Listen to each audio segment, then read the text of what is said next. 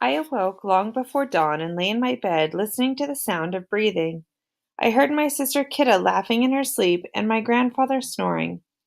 Occasionally, I heard Tolly mutter some indistinguishable words. This was the day I had dreaded. This was the day when I would leave my family forever and begin a journey of many days of sailing that would take Tolly and me across the great ocean of the north. I did not like this day. I wanted to wish it away, but I was powerless to do so. I lay fit there for the longest time until finally I heard my grandmother begin her morning chores. I dressed myself in the new blue tunic and woolen pants that had been given to me the night before. Tolly had received a woolen tunic and pants too. My tunic was edged in yellow cloth, and Tolly's was edged in red cloth. When our family members presented us with our new clothes, Aunt Kristen, Tolly's mother, explained why she had chosen those colors.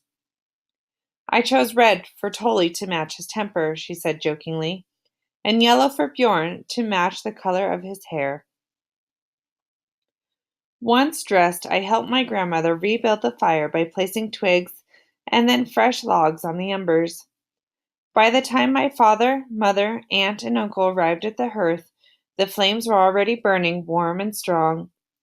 As usual, the porridge was prepared, and the bread dough was placed in the embers on an iron rack to bake. The children were awake and sent off to do their daily chores. Before long, it was time to sit at the hearth for our final meal together. No one said very much.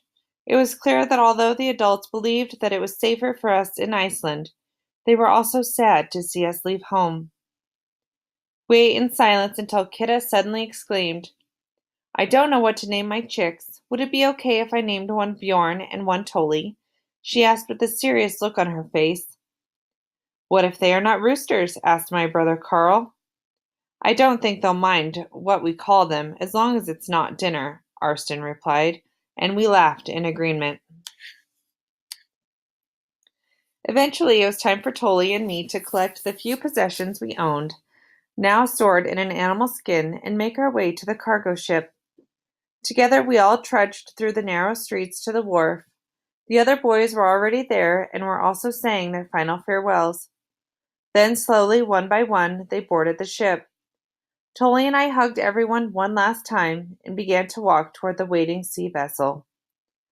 Bjorn, have you forgotten something? My father said as he came toward me. It was my sword, Foe Biter. I had been carrying it proudly with the rest of my possessions, but as we left the house, Kidda ran into my arms, and I had quickly placed it on a small table. In my sadness, I had forgotten to pick it up again. I reached out to take it and saw that my father had placed it in a new leather sheath. Your grandfather made this sheath for you, he said, looking at me intently. I wish you well, my son. May the gods be ever at your side. Then he turned and walked away. My grandfather's gift was almost the last straw. I wasn't sure I could hold back from crying any longer, let alone board the ship. I wanted to run to him, but Tolly, sensing my great sadness, grabbed my arm and pushed me toward the waiting ship. Neither of us said a word as we stood together for a long while, watching the sailors row the cargo ship out to the sea and away from our homeland. Tolly, will we ever see them again? I asked, not really expecting a reply. If Odin wishes it, Tolly replied softly. When I could no longer see the coastline, I began to look around the ship.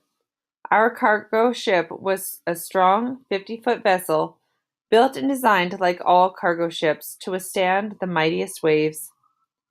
Tolly, who loved ships, had already explained to me that once our ship reached deeper waters, the sailors would put away the oars and raise the large square sail. He had also explained that cargo ships were rounder, deeper, and shorter than warships, so they were more able to carry cargo to trade. Tolly continued with his lesson on ships once we were settled on board. Bjorn, our ships are unique, he had explained. They are powered by both the oar and the sail. Our warships or longships are designed to carry many warriors who can row or sail the ship while staying close to the coastline. At sunset, the warriors row their ships inland and camp for the night. Cargo ships sail farther out into the ocean, but spend the night in a deep water harbor, or, if the waves are calm, they will lower the sail and drop the anchor, waiting until sunrise to continue their journey. They try to avoid coming too close to shore, or so the tide, which comes and goes twice a day, won't push them toward coastal rocks. Do you know why our ships are so strong and powerful? Tully asked, as we stood watching the waves lap against the side of the boat and the seabirds circle overhead. Not exactly, I replied. Well, it's because of how they are built, Tully explained eagerly. You see, shipbuilders use long, thin planks of oak wood to make the hull or body of the ship. These planks are fastened to the keel or backbone of the ship, and then to each other with iron nails. One plank overlaps the other. The floor timbers are also attached to the keel. Then cross beams are added, and the mast is held firmly in place by a heavy timber mounting. I didn't mind that Tully suddenly had so much to say about ships. His constant talking helped to take my mind off my family. I stood beside him for a long time, listening to the sound of his voice and wishing that I could fly like Thor's hammer back to my family.